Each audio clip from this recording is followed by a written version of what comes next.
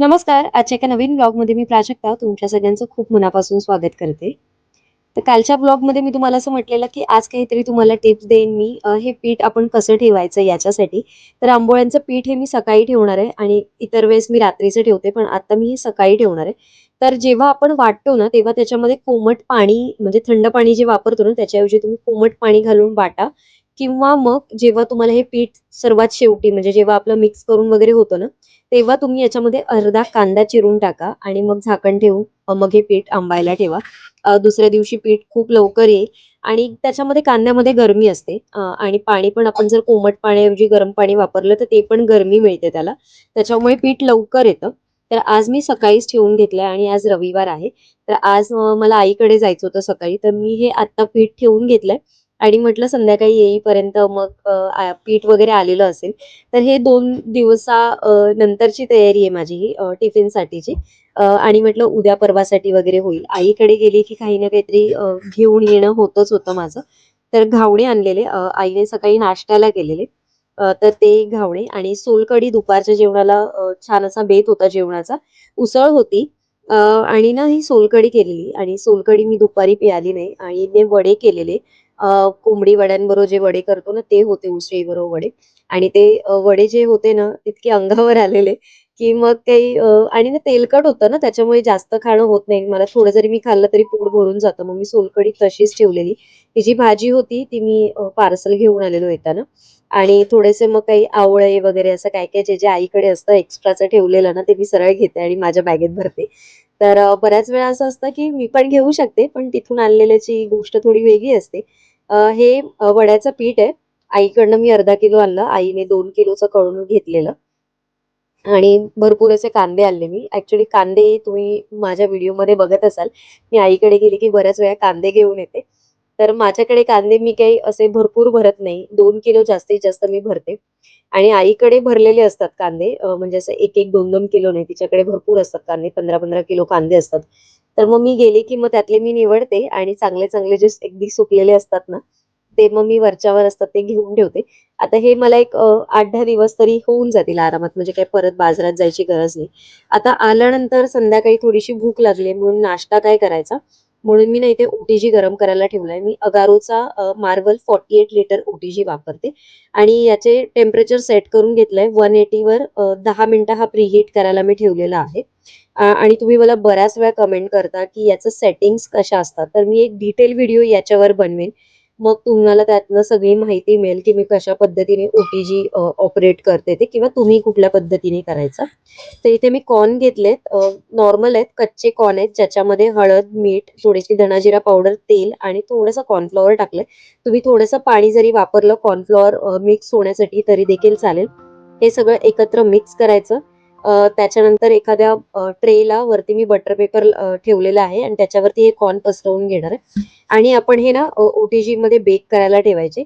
एक 12 मिनिटासाठी आपण हे 200 सेंटीग्रेडवर 12 मिनिटे ते 15 मिनिटासाठी बेक व्हायला ठेवायचे.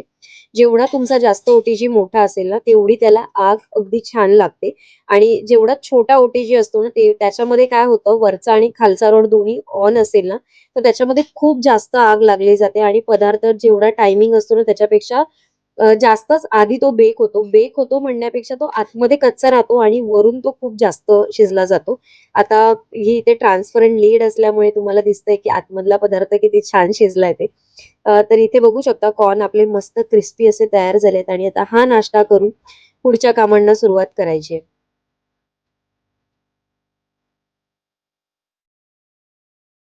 तर आज काही मील प्रिपरेशन नाहीये, पण उद्या असणाऱ्या वटपौर्णिमेची तयारी आहे. तर उद्या सकाळी ऑफिस असल्यामुळे आजच ही सगळी तयारी करून ठेवणार आहे बघा. फळं वगैरे मी सगळी आजच घेऊन आलेली. नाहीतर बऱ्याच वेळा मी काय करते, जसं-जसं मला 2 दिवस आधी म्हणजे ज्या गोष्टी राहतात म्हणजे फळं वगैरे तर अशी काही असतात, की जे आपण 2 दिवस आधी आणून ठेवले तरी राहतात. मग मी तसं करते. पण यावेळेस आता रविवार आल्यामुळे मग मी काय आदल्या दिवशी आणलं नव्हतं. तर मी खूप यावेळेस वेगळी पदार्थ म्हणजे काय बोलतात ना फळं आणली. दरवेळेस मी फणस वगैरे घेते. यावेळेस मी फणस वगैरे नाही घेतला आणि मला यायला पण उशीर झाला आणि संध्याकाळी फणस वगैरे तेवढं असं काही मला मिळालं नाही. चेरी बघत होती. चेरी पण मला बॉक्सवर मिळत होती, किलोवर मिळत नव्हती. म्हणजे ज्यांच्याकडनं मी नेहमी घेते त्यांच्याकडनं. म्हणून मग मी चेरी नाही घेतली, त्याच्याऐवजी मी द्राक्ष घेतली. ते जाम जाम नाही, काय म्हणतात त्याला, जांभळं आणि ते आलू बुखारा, म्हणजे माझ्या मते तरी मी त्याला आलू बुखारा म्हणते. तुम्ही काय म्हणता मला माहिती नाही. काही वेगळं बोलत असेल तर मला नक्की कमेंट करून सांगा. ते घेतलं.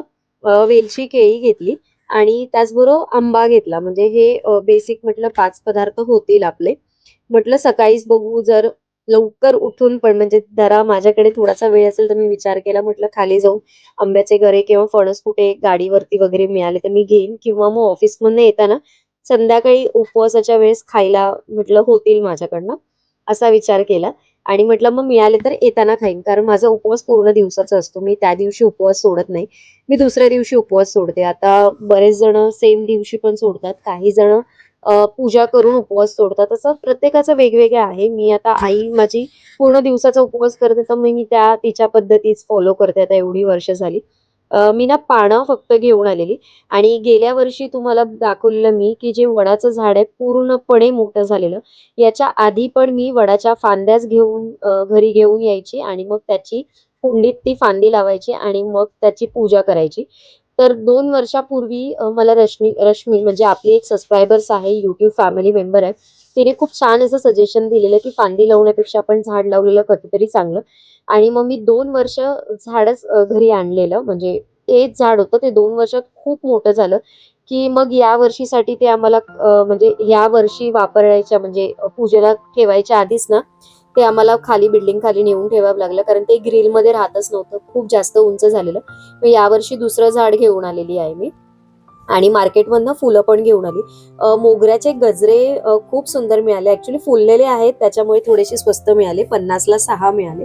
नाहीतर कळीचा घेतला असताना तर काही एवढे स्वस्त मिळणारे नव्हते. पण मी म्हटलं की सगळे होतील, म्हणजे उद्या म्हटलं हेच देवपूजेसाठी पण वापरेन आणि मला पण सकाळी तयार वगैरे होताना गजरे मिळतील. आणि ना आज जी गुलाबं मिळाली ना, ती छान मिळाली. पहिल्यातली बघा एवढेच राहिली आहेत माझ्याकडे. वेण्या 3 राहिल्या, 12 आणलेल्या वेण्या, त्याच्यातल्या या 3 राहिल्यात आणि थोडेसे गजरे पण आहेत. आता परत मी 2-4 दिवसानंतर परत फुलं घेऊन येईल. पिवळी गुलाबाची फुलं मिळाली आहेत ना, ती खूप छान आहेत. अगदी छोटी छोटी आहेत, पण ना त्याच्यामध्ये ना बऱ्यापैकी मला ना ती निवडून ठेवावी लागणार आहे, कारण त्याच्यामध्ये ना मी जेवढं बघून कळत नव्हतं ना, तेवढं मी आल्यानंतर बघितलं ना, त्यातल्या निम्म्या पाकळ्या ना गळलेल्या आहेत लिटरली. तर त्या सगळ्या मला निवडून व्यवस्थित करून ठेवायला लागणार आहे. तर मी पण तुम्हाला एक सजेशन देईल.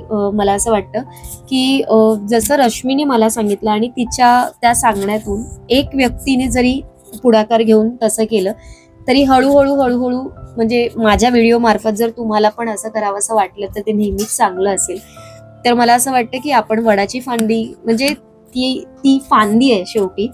तर त्याच्या जागी तुम्ही जर झाड घरात आणून ठेवलं, अगदी छोटंसं आणा, 3-4 वर्ष तरी ते आपल्या घरात आरामात राहतं आणि 3-4 वर्ष तुम्ही त्या झाडाचीच पूजा व्यवस्थित करू शकता बाहेरून फांदी घेऊन येण्यापेक्षा. तर आता माझं जे होतं ना, ते मी घेतानाच थोडंसं मोठं होतं झाड, म्हणून ते गेल्या वर्षीपर्यंत पूर्ण मोठं झालं आणि मग अनायसे आता मग त्याला खाली लावावं लागलं बिल्डिंगच्या खाली.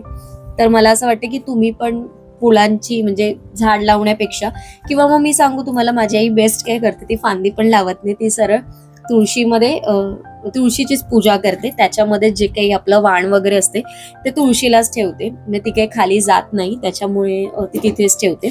तर आता ही सगळी देवपूजेची आणि सकाळची जी काही आपली पूजेची तयारी ती मी आत्ताच करून ठेवणार आहे. छोट्या गोष्टी आहेत पण सकाळी बराच वेळ वाचवतात. हे आसन आहेत जे दिव्यांसाठी लागणार आहेत. लाल कपडा आहे जो जे आपलं मी टिपॉय असतं त्याच्यावरतीच मांडणार आहे, त्याच्यामुळे त्याच्यावरती ठेवायला लाल कपडा. दिवे लावणार आहे, त्याच्यासाठी 2 दिवे, त्याच्यानंतर एक मोठा दिवा पण घेणार आहे आणि एक्स्ट्राच्या याच्यात गोष्टी मी घेऊन ठेवते. अगदी या सगळ्याच वस्तू मी काही देव म्हणजे पूजेसाठी वापरत नाही, सगळ्या एक्स्ट्राच्याच घेऊन ठेवते. कारण मला सकाळी हे इथे शोधू की ते तिथे शोधू आणि ना स्वतःची तयारी करण्यामध्ये पण ना तेवढाच वेळ जातो आणि तेवढ्याच सगळ्या गोष्टी त्या पण शोधायच्या असतात. तर यातलं पळी पंचपत्र वगैरे आहेत ना, हे मला धुवायचं, ते मी रात्री धुवून ठेवेन एकदा. सगळ्याच गोष्टी काही मला धुवायच्या नाहीयेत, पण बाकीच्या गोष्टी मी बऱ्यापैकी धुवून घासून ठेवलेल्या असतात, त्याच्यामुळे त्या फरक म्हणजे काळ्या पडत नाही. हा ओटीसाठीचा नारळ आहे, माझ्याकडे एक ओटी काढली जाते. तर हे ओटीचा नारळ आहे. फक्त मी ब्लाऊज पीस आणलेला नाहीये, तो मी म्हणजे आणलेला नाही, म्हणजे माझ्याकडे होता आणलेला, तर मी आत्ता लगेच त्यातला काढून ठेवत नाही. रात्री झोपताना मी काढून ठेवेन किंवा मग सकाळी काढून ठेवेन.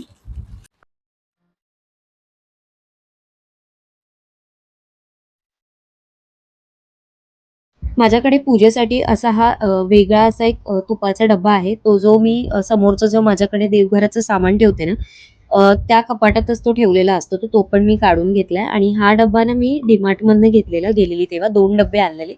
तर ते दोन्ही डब्बे मी तिथेच ठेवलेत. तर त्याच्यामध्ये ते ठेवले की मग तिथे हात पण लागत नाही आणि ते देवाचं तूप आहे ना, ते वेगळंच राहतं.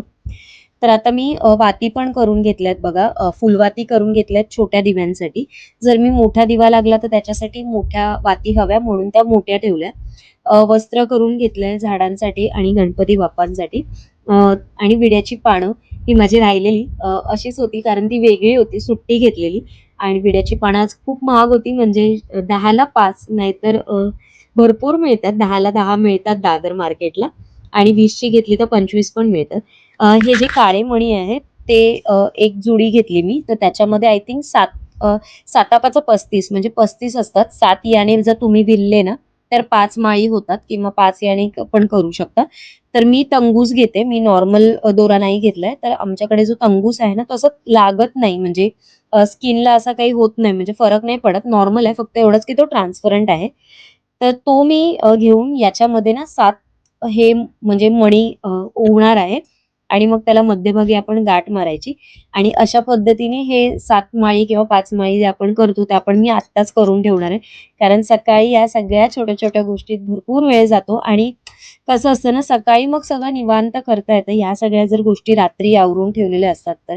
तर बऱ्याचशा म्हणजे मी सकाळी जेव्हा करते ना, तेव्हा टिफिन पण असतो बनवायचा. जरी माझा नसला, तरी सचिनचा टिफिन असतो आणि माझा जो पूर्ण दिवसाचा उपवास असतो ना, तो फळं वगैरे खाऊनच मी पूर्ण दिवस म्हणजे उपवास करते. म्हणजे असं काही वेगळा असा काही न्याहारी जी असते ना, ती मी नाही करत.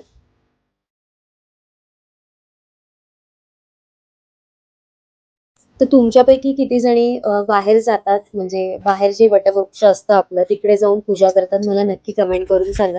आणि आता पावसाळा पण चालू झालाय. पावसाचा काही नेम नाही. तर मला असं वाटतं उद्याच्या दिवस सगळ्यांना छान अशी पूजा करता यावी. निदान उद्याच्या दिवस एवढे दिवस नाही लागलाय. तर उद्याच्या दिवस पाऊस नसावा.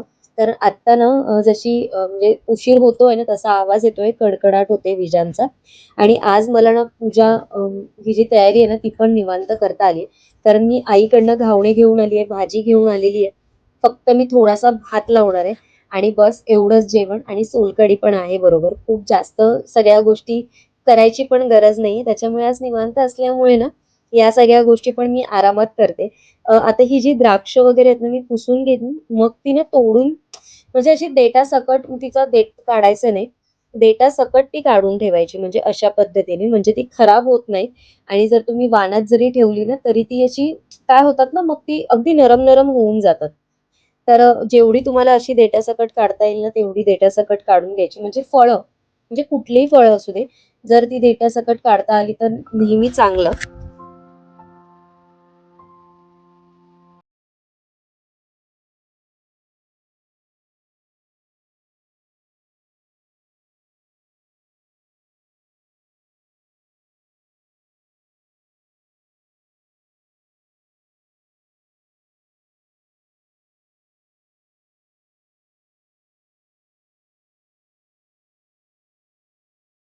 फळं पण मी पुसून वगैरे घेतली आणि तुम्ही बघू शकता अशा 2-3 प्लेट्स पूर्ण तयार झाली. ही सगळी पूजेची पानं. पानं मी आता मात्र फ्रिजमध्ये ठेवणार आहे कारण मग ती वाऱ्याने सुकली जातात. म्हणून ती धुवून पुसून आता मी फ्रिजमध्ये स्टोअर करून ठेवेन आणि सकाळी लवकर बाहेर काढून ठेवेन. फळं वगैरे मी सगळी बाहेरच ठेवणार आहे आणि आज ना माझं एक पार्सल आलंय आणि पण ते पार्सल आहे ना आज तुम्हाला आजच्या व्हिडिओमध्ये मला दाखवायला जमणार नाही. कारण आज खूप आवराआवरी करायचंय. तुम्हाला कळलंय कुठल्या ब्रँडचा आहे आणि काय असेल तुम्हाला माहिती असेल तर मला नक्की कमेंट करून सांगा. कोलॅबोरेशनचा व्हिडिओ नाहीये. मी स्वतः पर्चेस केलेला आहे आणि त्याच्यामुळे एक्साइटमेंट आहे हा प्रॉडक्ट ओपन करून बघण्याची मला पण. पण मी उद्याच्या व्लॉगमध्ये तुमच्याबरोबर शेअर करेन. तर जे आपलं पीठ होतं ना, जे सकाळी जाताना मी ठेवून गेलेली, तर तुम्ही बघितलं किती सुंदर पीठ आलंय. पण ना ॲक्चुअली मी तुम्हाला मिक्स करतानाचा आत्ता शॉट नाही घेऊ शकत आहे. कारण ना तो जी क्लिप आहे ना, ती मी शॉर्ट व्हिडिओसाठी ठेवलेली आहे. त्याच्यामुळे म्हणून तुम्हाला डायरेक्टच मिक्स करून दाखवते. याच्यामध्ये मी मीठ घालते. जेव्हा पीठ येतं आणि जेव्हा फ्रिजमध्ये स्टोअर करायचं असतं ना, तेव्हा मी त्याच्यामध्ये मीठ घालते, मिक्स करते आणि मग फ्रिजमध्ये स्टोअर करते. त्याने त्याची जी आंबण्याची प्रक्रिया असते ना, ती तिथेच स्टॉप होते आणि मग म्हणजे पीठ फ्रिजमध्ये 2-3 दिवस जरी राहिलं ना, तरी ते असं आंबट होत नाही. तर आजच्या सोमवारी तुमच्याबरोबर काही मील प्लॅनिंगचा व्हिडिओ शेअर करायला जमला नाही. पण माझी सणासुदीच्या दिवशी आदल्या दिवशीची तयारी कशी असते ती मी आज शेअर केली. कारण उद्या सचिनसाठी तर टिफिन बनवायचाच असतो. टिफिन जरी म्हणजे टिफिन हा माझा स्वतःचा जरी नसला, तरी सचिनसाठी तर मला जेवण बनवायचंच असतं. तर ते सचिनचं टिफिन आणि प्लस त्याच्यानंतर मग देवपूजा असते. पण सचिन सगळं देवपूजा वगैरे आवरतो. पण बाहेरची लादी, घरातली लादी, किचन ओटा म्हणजे सगळं क्लीन करेपर्यंत पण ते पण सकाळी वेळ जातो थोडा. आता तसं प्लॅटफॉर्म वगैरे, किचन वगैरे सगळं मी आता क्लीन करून ठेवणार आहे. फक्त हंडा कळशी ताजं पाणी मी सकाळीच भरते. आता भरत नाही. परत आता सांगू शकत नाही पाणी जोपर्यंत आपल्याला येत नाही ताजं पाणी, तोपर्यंत या पाण्याचं मी काहीच करत नाही. त्याच्यामुळे मग मी आत्ता घासला नाहीये हंडा कळशी. बाकी किचन वगैरे सगळं आवरून ठेवलेलं आहे. आजच्या ब्लॉगमधनं एवढंच माझी जी काही प्रिपरेशन असते ती बघायला मिळेल. आणि आत्ता खरे सण फेस्टिवल्स चालू होतील श्रावणापासून आणि मग आपले पूजेचे वगैरे जे ब्लॉग्स आहेत, जे आपले जुने सबस्क्रायबर्स आहेत त्यांना माहिती आहे की जो पूजेचे ब्लॉग्स वगैरे मला खूप जास्त आवडतात असे शेअर करायला वगैरे. तर ते पण आता लवकर लवकर चालू होतील आणि तुम्हाला पण छान छान गोष्टी माझ्याकडनं मी अशा वेगवेगळ्या काहीतरी शेअर करण्याचा प्रयत्न करत असते नेहमी. आणि जे आपले नवीन सबस्क्रायबर्स आहेत किंवा ज्यांनी अजून म्हणजे सबस्क्राईब केलं नाही तर रोज आपले व्हिडिओ न चुकता मात्र बघतात, तर त्यांच्यासाठी एक गोष्ट, चॅनलला अजून सबस्क्राईब केलं नसेल तर प्लीज सबस्क्राईब करा. व्हिडिओ थोडा जरी आवडत असेल तर लाईक करा, छान अशी कमेंट करा. कमेंटमार्फत तुमच्या काही थॉट्स असतील किंवा तुमचे काही विचार असतील किंवा तुमच्या काही डोक्यात एखादी संकल्पना असेल किंवा अजून काहीसं वाटत असेल मी कुठे चुकते. कारण मी जसं सांगते की मी म्हणजे प्रत्येक माणूस हा काही बरोबर असतोच असं नाही, कुठे ना कुठेतरी चुकत असतो. आणि मी तर म्हणते ना की येणारा प्रत्येक दिवस हा आपल्याला काहीतरी एक अनुभव म्हणजे रोजचा रोज देऊन जातो आणि त्या अनुभवातून आपण भरपूर काही शिकत असतो. म्हणजे रोजच्या दिवसातून म्हणजे मी पण सकाळी जे ऑफिसला जाते आणि जे संध्याकाळपर्यंत घरी येते, नंतर तुमच्याबरोबर ब्लॉग शूट करताना पण मी भरपूर गोष्टी शिकते. असं नाही आहे की आज एका दिवसातनं मी असं कुठलाच दिवस माझा असा जात नाही की ज्याच्यातनं मी काही शिकली नाही. मी भरपूर काही काही शिकते. फक्त आपल्याला त्या गोष्टी करण्याची आवड पाहिजे आणि त्या गोष्टी आवड पाहिजे म्हणजे त्या गोष्टी ज्या काही तुम्ही गोष्टी घरात करा किंवा ऑफिसला जाऊन करा किंवा घर सांभाळताना म्हणजे हाऊसवाईफ असताना पण तुम्ही ज्या काही गोष्टी करत असाल ना, आनंद घेऊन करा. छान एन्जॉय करा तुमचं लाईफ आणि तुम्हाला त्यातनं खूप छान मजा पण येईल या सगळ्या गोष्टी करताना. तर चला आजचा व्हिडिओ इथेच एंड करते. तुम्हाला आजच्या व्हिडिओसाठी काय काय आवडलं, काय काय बघायचं आहे उद्याच्या ब्लॉगमध्ये मला आजच्या ब्लॉगला कमेंट करून सांगा. म्हणजे उद्या मी विचार करते वटपौर्णिमेचा ब्लॉग मला माहिती नाही शूट होईल की नाही, कारण उद्या सकाळी माझी कितपत घाई होईल, गडबड होईल, आय डोंट नो. पण मी माझ्याकडनं पूर्ण प्रयत्न करेन ब्लॉग तुमच्याबरोबर शेअर करण्याचा. तर चला उद्या एका छानशा ब्लॉगमध्ये भेटते. आजचा ब्लॉग इथेच एंड करते. सर्वांना श्री स्वामी समर्थ आणि बाय बाय, टेक केअर.